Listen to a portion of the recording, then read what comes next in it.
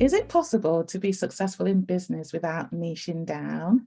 Today, we're going to be talking to a successful entrepreneur about how he mastered being the jack of all trades. Welcome to the Dawn Jarvis Show. Serial entrepreneur Darragh Lucey is 27 years old, is from Ireland, and has dipped his toes into a number of areas. He has been on the cusp of being a professional footballer. He has traveled the world with a backpack, and he started a few businesses. He's sold a couple and he's crashed some more. Welcome, Darragh. It's lovely to see you. How are you today? Thanks, Dawn. Really, really good to be on. I don't know, am I going to be able to live up to the expectations you set there in that introduction? I think so. But Definitely. happy to be here. Brilliant. Darragh and I have both done a course on YouTube, Ali Abdal's part-time YouTuber course, and we met very recently, didn't we, at an in-person event in London. It was an absolute pleasure to meet him and hear all about him. So I'm really delighted that he's on this show. So the first question I usually ask people is, how did you get from where you are, or where you were, to where you are today? Tell us your story, Darragh. How long have you got, Dawn? You're young. You can't be that long. Yeah, well, first of all, listen, thanks for having me on. My story, well, I suppose currently, like to the point at which I at, and I suppose maybe with the title of this, I've done quite a few things.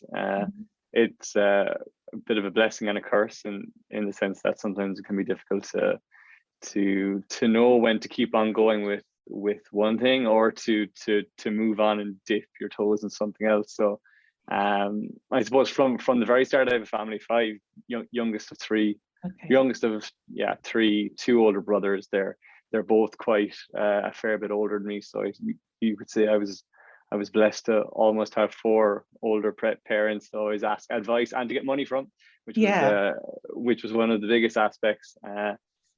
Definitely quite type A personality. I kind of dive headfirst into more or less everything I do.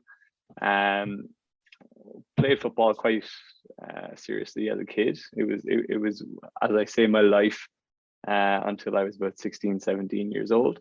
And there was a stage where it was, do I go over to the UK, which is a big step for a 16-year-old Irish person, and play professionally, or do I do what I wanted to do, which was kind of stay in school and be with my friends and not take life too seriously at that point. And went to college, took a year out after college, went traveling with my friends, which was amazing, and came back penniless, very, very broke, and with a shared ambition with my best friend to start a business. That was the ultimate goal, really. We did engineering in college. We worked in engineering for a little bit of time. We enjoyed it, but it wasn't really what we wanted to do. And so what we did is we set up a startup, an Irish-based startup in the education space, that eventually led to setting up another business in the COVID pandemic when I saw white space in the market. Subsequently ended up selling those two businesses about a year ago. And as you alluded to in the title, crash some more thereafter, learning lots in the process. And up until this point right now, I'm working full time in a really, really great company and learning lots. And I'm also in the content creation space, as you are, trying to figure out that nut, which is one of the hardest things I've ever done, but also one of the funnest and one of the most fulfilling. So yeah, that's my life story up to this point. Brilliant. And you're living in Scotland at the moment, aren't you? You're over from Ireland at the moment. I am indeed. I'm in Edinburgh. I followed a girl over here, my girlfriend, lovely Laura, and counterintuitively, she's not from Scotland. She's from 20 miles from where I live, back in Cork in Ireland. So she got a job here after college. When COVID hit, all my businesses moved online. There was no reason for me to be here or be there anymore. And came over here for 3 days, and I stayed here for 3 months. And it was probably at that stage where I was like, I should probably stop mooching off Laura and her roommates, and we should probably get our own place and move over here for good. So did that about a year ago. Haven't looked back since. Yeah, brilliant. Well, I'm glad you're here, because I wouldn't have met you if you weren't here. And so that is an amazing story. And so I want to ask you about the being on the cusp of being a professional footballer. And I've often wondered about this. My son plays semi-professional rugby, and you do have to dedicate your life to it. You have to be a professional athlete, and it takes a lot of dedication from parents and from the athlete themselves. And you decided against it, and I'm not sure. And that must have been quite hard, and I'm sure your family were really supportive of you and what you wanted to do. But was it hard, and do you regret it? And could you have been, a Premier footballer now, and not the serial entrepreneur you are? Would it make any difference? Maybe it would. I do often think about what would have happened. Now, like, it's worth caveating as well. I didn't have offers from like Manchester United or Barcelona or anything like that. Like, I was definitely not at that level at that age. But like, it was an option. I have a few friends that are currently playing in the Championship and Premier League right now at the moment. But I suppose at the time, I don't know how different it is for people over like living in the UK, but for Irish players, like, it's almost a must to go over at 16 years of age before you finish any form of education.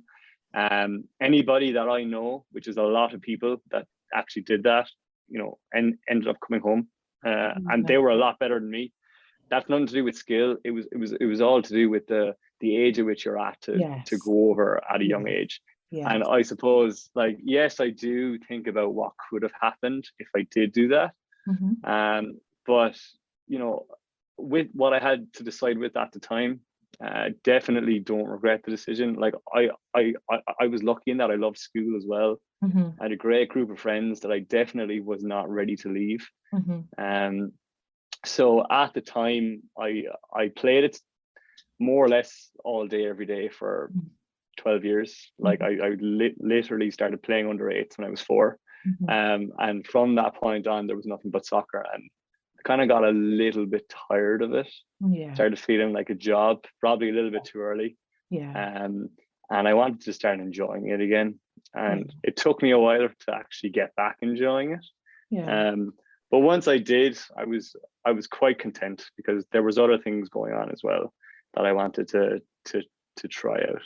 And look, I'm talking like a man here who turned down a career. Who knows? I might have gone over. It mightn't have worked. And do you know what, Dawn? It probably wouldn't have worked if I went over. So I think some days I cry myself to sleep knowing that I could have been earning 100 million a year. But look, could be worse. It could be worse. Well, I think to me, it sounds like the right decision. If you were falling out of love with it, it wouldn't have worked, because of the headspace you were in at that time. And it's all about timing. And I think, and we'll come on to this, about entrepreneurs and what their personality type is. Now, you said already you're quite driven, so that sometimes I think this about my son, whatever sport or whatever he decides to take seriously, he will do well, because he's driven to do it.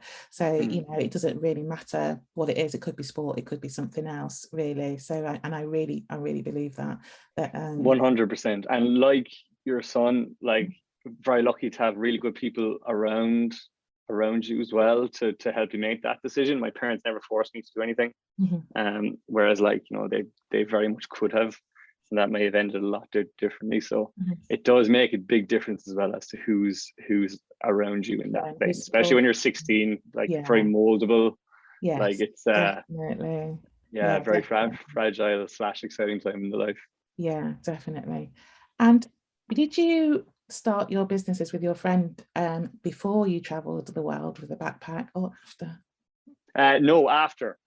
So we finished college. We had planned, because this brings me back to my brothers. Like, I up until the age of 22, I copied everything they did.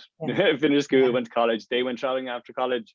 I said, this sounds cool. And then after really looking into it, it's like, actually, I really do want to do this, and take a year out, take it alone, and just go and do it, because I never felt like I was going to get a time in my life again where it's going to be so carefree, wouldn't have any responsibilities. So the two of us set out alongside another friend who joined us a little bit later for a smaller period of time, and then his girlfriend as well, Kate. So we went for 10 months. We budgeted our way around, and it was definitely something that I'm really happy we did before we went into the big bad world, Yeah. because it does get very all consuming very, very quickly. Yeah. And up until that point, and maybe, you know, it's different for some people, but you're always geared towards doing something. Like you have, you know, you finish school. Once you finish school, you do this, and once you finish that, you do that. And then once you get to the corporate ladder, it's like, then you're going to get this promotion, this promotion. It's very rare in your life that you're going to get an opportunity to actually stop and not have any agenda. And Yes. you'd be very, very surprised what actually what you learn. And like, not sounding too like, I don't know, I hate the bullshit of going away and finding yourself, like kind of stigma around that. And like there's a stigma there for a reason, but there actually is a lot of value in just sitting and doing nothing and just doing what you want to do, because you learn an awful lot about yourself. Yeah, I didn't travel the world, but I did actually stop. After I qualified as a nurse, I took a sabbatical and did a thing called Camp America in America, and worked for a charity in America. And it did change my life. And somebody told me before I went that it would change my life, because, you know, I thought America's very familiar because we see it on the television a lot, and you think you know it, but you don't know it, and the actual reality of being there. I worked with children from poorer backgrounds, and it was very humbling to do so, and also to know, I suppose that I had options, and one of the options was coming back to Britain. So, you know, to actually, I had some choices that I could do. So, you know, I was offered to stay, and I decided I didn't want to, I didn't think, if you'd asked me before I'd gone, I thought, yeah, I'll definitely stay. But I didn't want to. I came back, and you know, and then, you know, and it does put things into perspective, and you know how small your world can be. And it does. There are other people out there doing all sorts of things on the other side of the world. And, you know, I've been to Africa, I've been to the Caribbean as well. And that, you know, that has been very, very humbling, and makes me very grateful for lots and lots and lots of things as well. Yeah, we just wanted you back so badly. That was what it was. Save the world. So you started your businesses, and it wasn't that long ago, was it really, that you started these businesses, and they were so successful that you sold them? What was that like? I mean, to have the innovation to do it so successfully, then sell them and move on. It's sort of like a bit of a startup dream, really. Yeah, it is. But there's a lot more than what meets the eye there with the story. Sure, like, you know, yeah, we got to a point at which it was valuable enough for somebody else to think that they wanted it. But like, there was a lot of effort and struggle and uncertainty and very late nights working, and you know, doing things, especially when we first came out of college. It was our first time in industry. Looking back, you know, I'm very glad that we were naive enough to do that. Because like, there's a lot of luck involved in doing something you think there's a problem in, when you haven't experienced that industry before. But you know, for us, it was very much of like, you know, let's do this. We wanted to do it. Like, we were at a point at which, particularly with like myself and Nathan, the guy I started the first business with, where there was a dire problem there that like needed to be solved, and we felt like we could solve it, and we were lucky to be in the right place at the right time. Now, you know, at the time we sold it, it was going well. We had loads of people using what we had built. But you know, before that, it was 2.5 years of, you know, throwing spaghetti at a wall and seeing if it stuck. You know, like, it was a bit of a slog. The second time around was a bit different. It was very much like, I kind of knew a little bit better what I was doing. It was actually started by accident, more or less. I started completely by accident, and it was done during COVID, when people were crying out for online tools, and you know, that was quite quick how that kind of like came up, and I sold it. But it was a very interesting time. I feel like I was lucky to learn more in those 3 years, and I feel like I would have learned in 30 years if I had gone and done something different. So yeah. Is there something about startup that you like? And I'm gonna say, and I mean nothing by it. Do you get bored, and then, so let's say you've done the bit you like, and then like, so some people start a business and it's their business for life, don't they? No, until they decide to retire. You've started and sold 2 businesses. What's the bit that you like, and what's the bit that you don't like?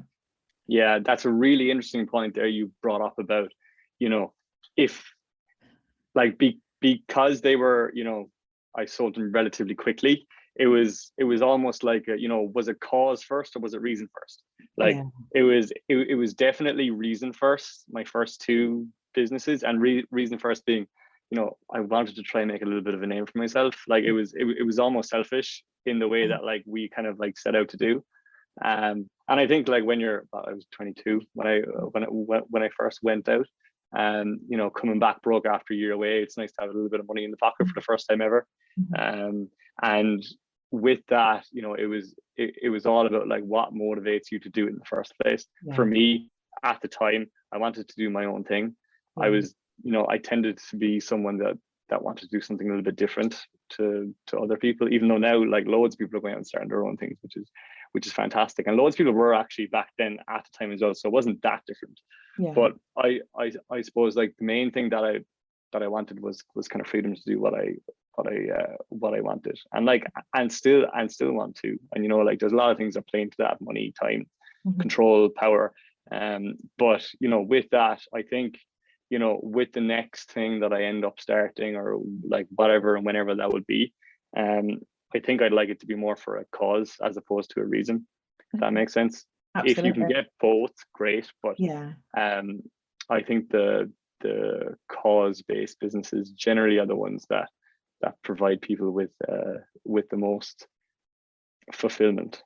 Yeah, I would agree, and sort of coming from the public sector, the health sector, and starting a business, there's this sort of like, I would say that my career in the NHS was all about service, and it wasn't transactional. No money was changing hands.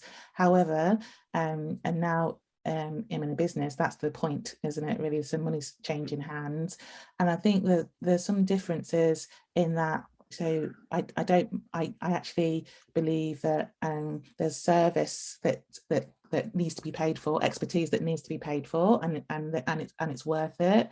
However, and I think if behind that you're wanting to do well for people, for communities, that's what keeps me okay. Because before I left the NHS, I said, well, I don't want to work for a private company.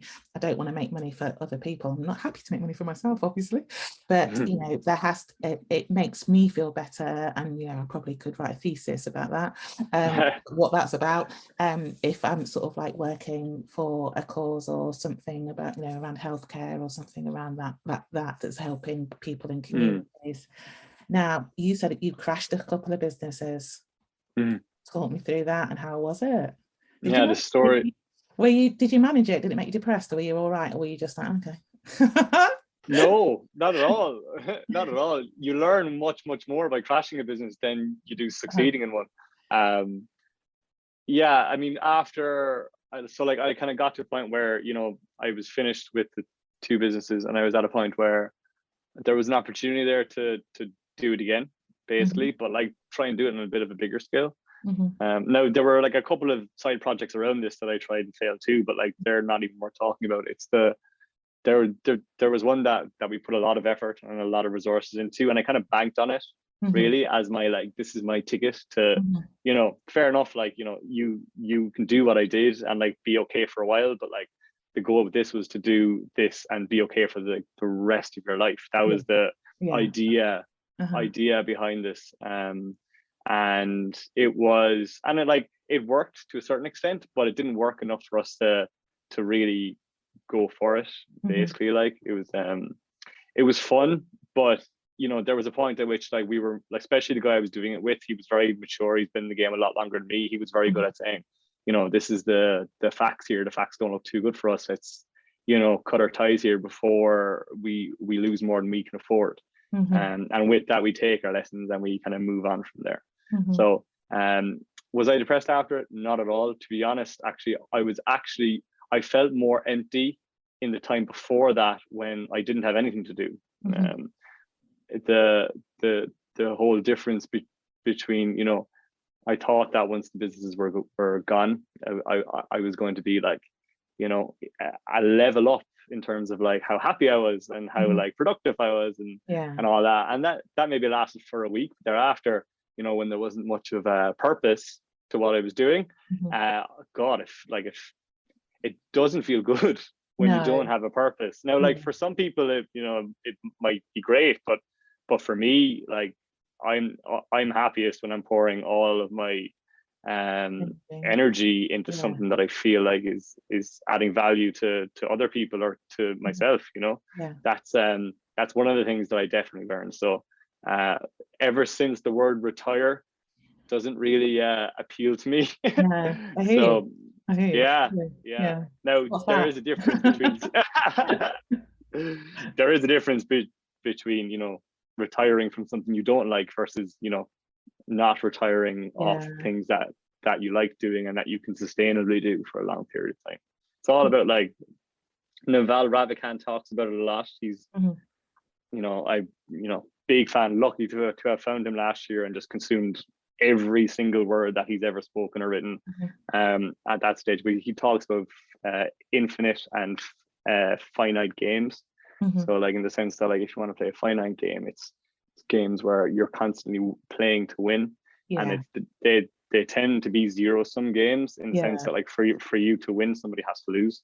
Whereas, like, if you look at playing infinite games, you can add to other players who are playing the infinite games, and you can both win, and it's, you know, continuing, so it will never end. And, you know, I like that. With That's the purpose side of things, that's definitely a nicer way, in my opinion, for myself to look at. So definitely.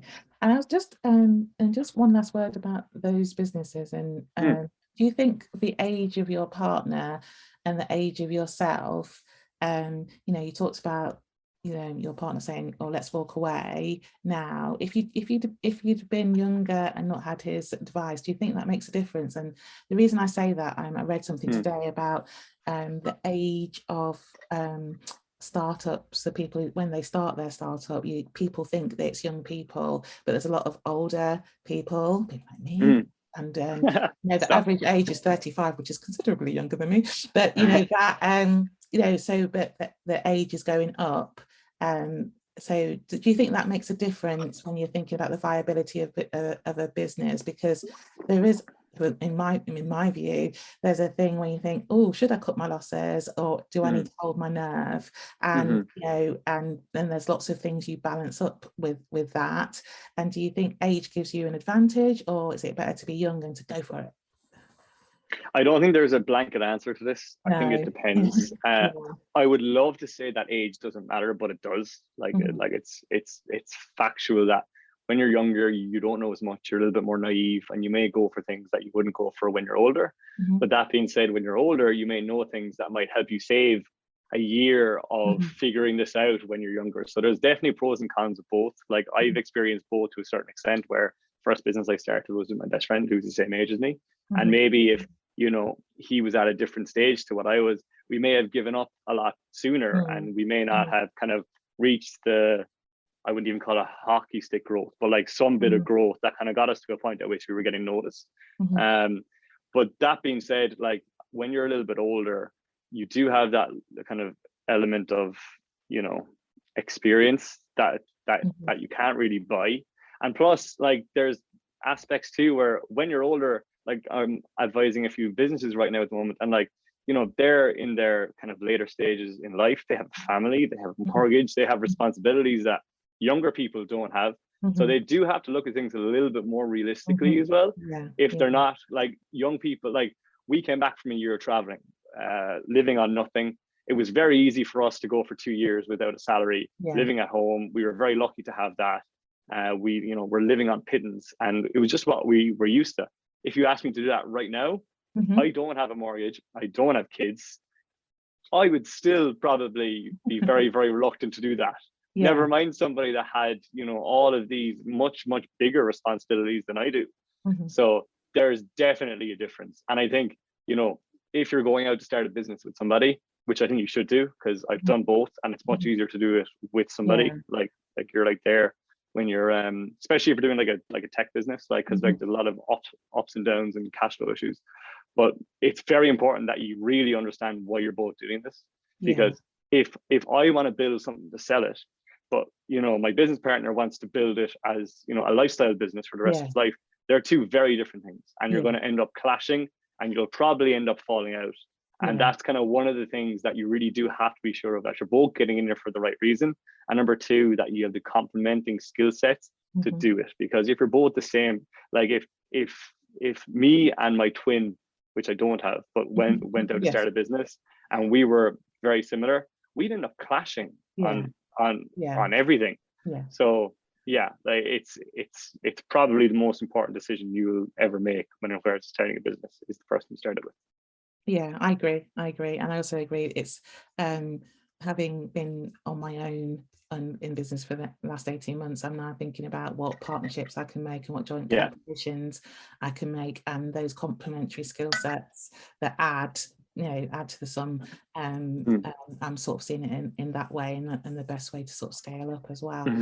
So you have talked about not getting too comfortable and redefining yourself is fun, and we've been talking about that, haven't we? And do you think it's because we were talking about entrepreneurship before we actually started recording, and whether you call yourself an entrepreneur or you don't, and we talked, I mentioned at the beginning about, you know, you're advised to niche down, and I really struggle with that.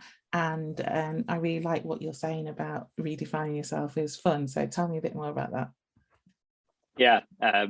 So just on the niching down piece, before I forget, in like anything that you want to do, I think it's important to be open in general, but with specific things that you do, it's important to niche down in those aspects. Let's say if you're starting a business, like you can start loads of businesses, but within the businesses, you should niche down within those businesses. So like there is a difference between, you know, where you niche down.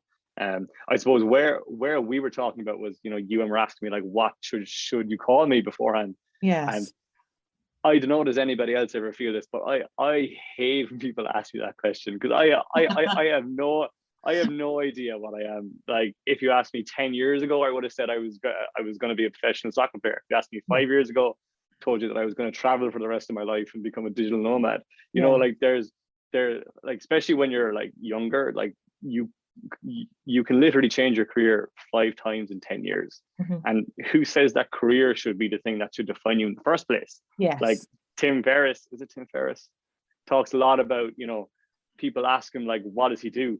And he said, oh, well, you know, I love going for walks and I love traveling. And people are like, no, what do you do? And he goes, that is what I do. You know what I mean? Like, fair enough, I'm the best-selling author, but like if I'm, you know, an engineer, which is one of the things I was in the past, like you don't have to be defined by being an engineer for the rest of your life. You know, I think like people focus way too much on what somebody does, and they give too much value on that, as opposed to like what they do externally. But like on the point of like, you know, defining yourself and redefine yourself, I think people who discover what they love at an early age are very lucky. Because, you know, they know what they want to focus their time on, and they may never decide to look at anything else. I find that like society definitely looks down on people who don't fit in a box, and that like are constantly, you know, redefining themselves. And like personally, like being one of those people, I feel like I don't feel belong to any one industry or job or kind of like character. And it's fun, like it's fun to redefine yourself every once in a while, and to like look at something different and learn new things. Because you know, being like a jack of all trades, fair enough, like you might know a little about a lot, but sometimes, you know, it's better than being just a master of one. Now obviously depends what the context is. Like if you told me tomorrow that I found something that I love and I want to do for the rest of my life, amazing, let me do that and I'll pour my heart into it. But there's no point in beating yourself up for not finding it, what it is you want to do, or what you want to be, or what you want to call yourself forever. Because like in my opinion, like that's just a societal construct, as opposed to innate kind of feeling or sense of identity that we have. Probably a bit more of a like too philosophical. No, I like it. No, it's really, really answer. good. It's really, really good because it's really thought through as well. So you also say play long-term games with long-term people, and I can't wait to hear what that is about. Well, this is Naval. I can't take any credit for that. But Naval Ravikant often says that he never works with people that don't think longer term and that don't play longer term. Like, I think it all boils down to the power of compound interest. And I'm not talking about finances, but like I'm just talking about, like, you know, little things will amount to a lot if you do it consistently over a long period of time. Yeah. And if you play long-term games with long-term people, you will never be in a point at which you're going to be working with somebody or you're going to be doing something that isn't going to provide value to you in the longer term. Whereas if you're playing, say, short games, like short-term games, like you're much more willing to take a shortcut or to work with somebody that might necessarily meet your moral kind of standards or levels. Yeah. Exactly. And if you go in there with that attitude, being like, oh, I'll just do it for a while, and like, you know, if I do it for a while, then like before you know it, like you're like you become that. And it's a very dangerous game to play. Whereas if you're constantly thinking about long-term games with long-term people, like you're always going to make decisions based off, like, you know, what's this going to look like in 5 years time or in 10 years time. And it makes you a much better decision maker. Yeah, I agree. I like that. And also, you also say don't take life too seriously, which I like a lot. And so, do you not take life very seriously? What do you take seriously? I take, do you know what, that like such a counterintuitive one, because if you looked at my CV, you would say, geez, this guy's going to be a dickhead. You know what I mean? Like, this guy's going to be so serious. Like, sorry, I'm not saying I'm not. I might be, but the point is, like, I'm very lucky. I'm quite happy-go-lucky, and I don't really take things with too much I don't take things too seriously, basically, is like the idea. And I definitely got that from my dad. I remember he came over recently to Edinburgh, and two of us went out for a couple of drinks, and like my dad is kind of like aspirations for me, like really happy guy, great family, has always managed to balance life very well. Not perfect, but like, you know, he's as good of a person that I would aspire to be. And funnily enough, I asked him, I was like, go on, Dad, tell me the secret. And my dad nearly vomited.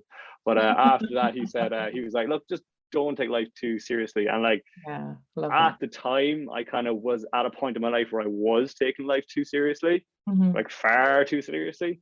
And life is just harder.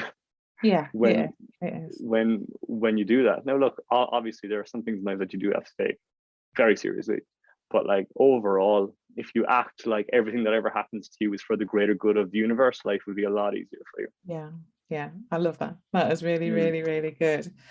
So we talked earlier about that you've moved into the content creation sphere, and you've got a YouTube channel, and we've got that in common. So tell me what that's like, and you know, you obviously enjoy it, and is it very different from the businesses?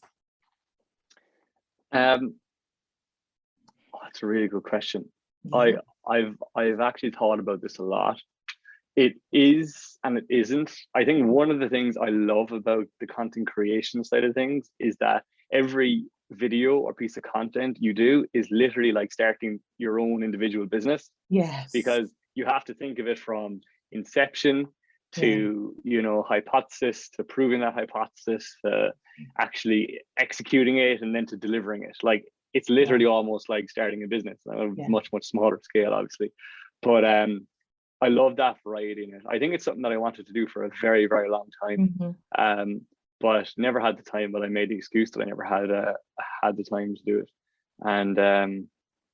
And yeah, I suppose like it's definitely one of those things that is great for creativity and bringing out your creative side, which I find extremely fulfilling. And it's a good way to document your life. where you are that at that I time. don't think you Yeah. get otherwise. Yeah, it is. It is. Yeah. What about you? How Oh, do you so find it? so the I always my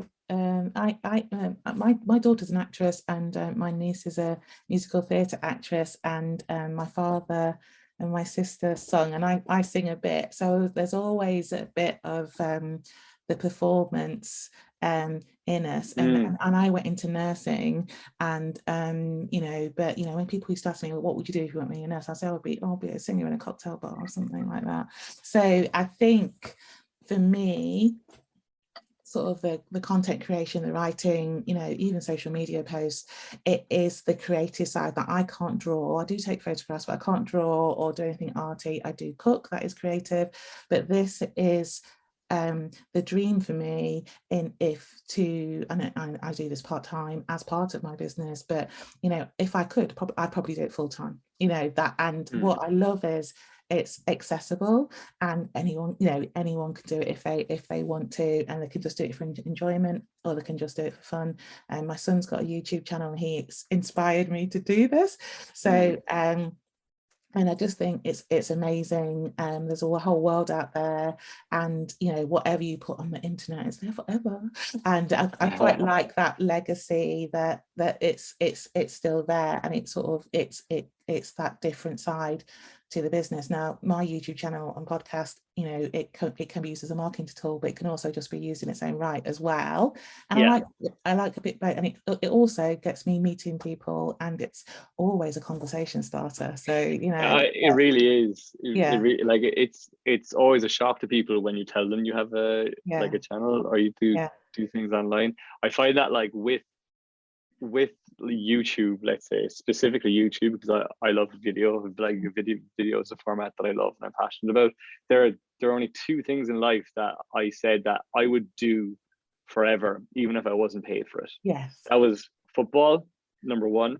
Yeah. And I discovered recently content creation. Yeah. I love, like, if I didn't get paid a penny for the rest of my life to do YouTube, I would still do it, because I just love it. Now, I'm well aware of the potential for earning and reputation and influence if you do get to a point.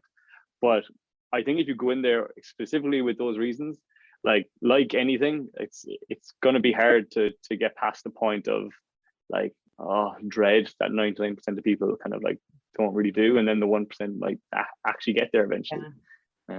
So yeah, I agree. And I also think because it's the thing that before I used to write a blog, and before I went into business, I had no idea to monetize it or anything. I just did it because I liked it. And social media the same. I got quite a good following just for a laugh, because I enjoyed it. Yeah. And this is an extension of that. So, and it, I have a long-term plan for this, and I'll just keep doing it because I like doing it. And it doesn't matter if it's a hobby or what happens to it. I'll do it to my best of my ability. So, hopefully it makes some money. But if it doesn't, it's fine, and it's still there, and it's still valuable. And and the rewards you get from it. Like I got a comment on a video that came out today and said, "Oh, I really appreciate your channel." I was like, I'm so moved. Oh, that's lovely. So I was just thinking, great, so and that's the really way nice. you can make a difference, just by sharing yourself and the things that you're passionate about, because other people will be too, because we're not an island, and we do share interests, and there's not enough people in the world to do it. And what I really like is that you can do that. There's no one to stop you. And when I was younger, when God was a boy, I was like, oh yeah, I'm gonna have a channel. Yeah, what? But now you can just do it. Yeah. So that's really good. Yeah. Really, really good. Yeah. So tell me about your book recommendations. I always ask my guests to talk about their book recommendations, and you've got a few. So tell me. Yeah, I do. I just couldn't pick one, really. And like, I say that and I sound like a reader. I'm not. I am not a reader. My mom tried to force me to read when I was younger. I read what I like. And what I like for the time being is primarily kind of like businessy / like self-development-y kind of books. The three books, what were they again? Oh, Shoe Dog by Phill. Tell me about Shoe Dog. It's the story of Nike and how Nike was like basically, gone from inception all the way to what it is today. But it's written by the founder, Phill, and he kept a really detailed diary of everything that happened. And it reads like a novel, and the stories in it are just it's the best story of resilience you'll ever read. It's incredible. It is my favorite read ever. It's brilliant. Second was A 4 Hour Work Week. Like, this is a very commonly recommended book. Yes. I actually only read it about a year ago after I started the businesses, but for its time, it was revolutionary. It was really good. Like, it's one of the few books that actually has real actionables to do. I like and that. You actually apply things. So that was great. And the third one was Happy by Darren Brown. It's a long read. It's quite dense, but I don't know if people are familiar with Darren Brown, but he's like an illusionist / mentalist. Yeah. And if you haven't seen him, check him out. He's probably like the coolest performer you'll ever see. But he talks like it's a good introduction to Stoicism, and it's very philosophical, and it's very good. He talks a lot about death. He talks a lot about there's no such thing as happiness, and happiness is actually just like finding something in yourself. I'm butchering that, but it's a great book if somebody does want to kind of like a more reflective read. And you know what? One of the things that I would say about reading, and I'm only after kind of like realizing it recently, is that last year I consumed more content than I ever did, like be it books or like videos or like what I thought was educational content, and I actually did the least I ever came out with. And I felt like I was mentally doing all this stuff. Yeah. I did nothing. No, like obviously I did things, but like nothing that I wanted to do really necessarily. So actually this year I made myself a point that I'm actually just going to do instead of consume. Like that was there is that balance, isn't there? And I love books because when I grew up that's all there was really, but there is so, and I admitted to you that I've got lots of books, and some of the ones that you mentioned I haven't actually opened them, and and actually saying that I am more practical. I am sort of like do it, and I use books. I like books that are actionable, but I actually use them as reference guides rather than read them through. I recently read a novel for pleasure, and it was great. But and I think I don't have the time, but I think maybe I see it as work, and that it's sort of like, how's this going to help me in my work? So but it is important to just do it for the reading for the sake of it is great if you've got time and you like reading, and like you can immerse yourself into a story, which is really, really, really good. You really can. So at this point, so this is the point where I talk about, because I'm a nurse and the theme is about health and wellness, I ask my guests, how do you stay focused, positive and productive? You seem very focused, positive, productive. And how do you, with all of that, manage your health and well-being? Perception is reality, Dawn.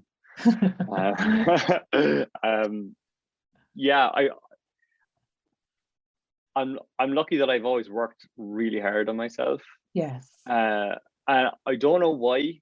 I don't, like, when I was 18, first going to college, I never heard of meditation. And I started doing Headspace, the app, and I think a lot of you were first introduced to that at that point.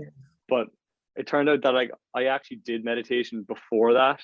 Like, not in the same way, obviously, but like, in calming the mind and stuff. And I always found that it would bring you a different sense of being and self-awareness. Self-awareness, in my opinion, is probably the most important thing somebody could work on in their entire lives. It really is. There are so many benefits towards understanding yourself and what makes you tick and what makes you happy, that that will add so much more value to your life than learning, I don't know, trig. I'm like, I love maths. Like, maths is my favorite subject in school, but like there are some aspects of life that school doesn't teach you, and like I think self-awareness is definitely one of them. And I'm probably going off on a bit of a a bit of a No. tangent here, but like with regard to like being motivated and being productive, like that will get you to a point of success, but being self-aware, in my opinion, will get you to a point of happiness. And Yeah. like they're two completely different things. You probably So like write a what book yourself, actually. I feel like there's a book in you talking about that. one day it's on the bucket list, which I'll get to at some point. But what do I do? Do you know what I love doing? I love getting up early and having some time to myself in the morning. Now, I may not have this luxury when we end up having kids, but like the whole idea of like waking up, having a nice morning routine, that generally puts me in a good place for the day. Yeah. I like experimenting with things, Wim Hof method, you know, intense breathing methods, breath wave. There's a few kind of things there that I've tried, like none that I've kind of stuck with all the time. Like very, very few things manage to kind of get that far. But I think having experience with trying different methods of basically ways to make you more self-aware, in my opinion, is kind of like what I try and do to take care of myself. And look, I was just saying to you before the call, it doesn't always work. I mean, right now I'm working way more than I should be. Way more than I should be. I don't like to think of like work as work. Like it's and I think that's a good place to be. And I think, you know, we were talking about the creator stuff, you know, that is part of my business, but I don't see it as work. I just really enjoy it. And, you know, when I do consultancy, I did some yesterday and I really enjoy it. I really enjoy doing it. And I was saying to the person I was working with, it was lovely. It's great. It's a privilege to be paid to do the stuff that I enjoy doing. And I think that is one of the things, the joys for me of having my own business, is that you do the things you want to do and the things you enjoy doing, and because you enjoy doing them, you're really good at them. And that's sort of, you know, it sort of perpetuates itself really, so you get to do it more. So that's really good. I love really that. good. There is one thing, and it was actually in one of Ali's videos. He talked about a book called Storyworthy. Basically about how to tell good stories, and in that the author Matthew Dix talks about this thing called highlight of the day, or homework for life. That's what he calls it. And it's basically where every day you set an alarm for 10 o'clock or 9 o'clock, whatever it is, before you go to bed, and you document one thing that happened to you in the day. And the whole storyline around it is that, you know, you can look back in like future and like come up with stories around it, because you're better at coming up with stories when you're not in there at the moment. But I started doing it with that intention. But what I found is that, and I'm doing it nearly like a year now, haven't missed a single day, life goes slower when you document what happens to you in the day. Because I often find, like I've found, when, let's say, you do like a month and you're like, what happened in that month? Like Jesus, that went so fast. But then you know, if I look back at like what's happened to me in that month, like actually a lot happened in that month. And then life actually does move that tiny bit slower, and that's a nice feeling. So yeah, if anybody has any homework for today, that's definitely one of the things. I love that. And there's I used to have written diaries where you could have the word for the day, and also it was a very small book, but it had a section for the day, so when you came to the next year that you'd remember. But I never kept up with them. That's a really good idea, actually. It is particularly brilliant. if you like writing, to sort of like document something for a day, and because everyone loves a story as well, and I think it will help you with content creation as well. That, you know, that's amazing. Really love that. It does. Having a diary, I was just looking around for it there. I don't know, do I have it here? It's downstairs. I talked about it in one of my first videos about a diary that I had, that kind of like, you know, basically I could have had a choice between 100 grand or that diary, and I would have chosen the diary purely just because of the sentimental value of it. Like, it's very, very powerful thing to have. Lovely. Right, this has been amazing, a really lovely chat. I really liked it. How can people get hold of you? Tell us the name of your YouTube channel, and how can people sort of know about what you're doing? Yeah, sounds good. So probably the easiest way to get in touch with me is through Instagram. My name is just So my name is Darragh Lucy, but online I'm just Darragh Lucy, Darlucy. Same on YouTube as well. I thought it'd be just easier. I saw all of these people with the 3-letter first names, and I was like, yeah, do you know what? That's probably a format that will end up working. So yeah, Darragh Lucy is my name. You can Google me or whatever it is, and I should come up. So brilliant. And it's been wonderful, absolutely wonderful. Great to get to know you anyway, but lovely to have you on this show and talk through this. Have you got one last thing that you would like to share with the audience, an actionable tip, if you like, that they can take away with them? Don't take life too seriously. And leave it at that. I love that. I think that's true. And I think that's true because whatever happens, I saw somebody on the podcast about this, you know, whatever happens, something could always be worse or better, and there's always a continuum wherever you are, that, you know, things could be 100 times worse or 100 times better. So, you know, that 100%. Actually, sorry, another thing came to my head that kind of takes around that, but I heard it on a TikTok, believe it or not, if anything, and it really stuck.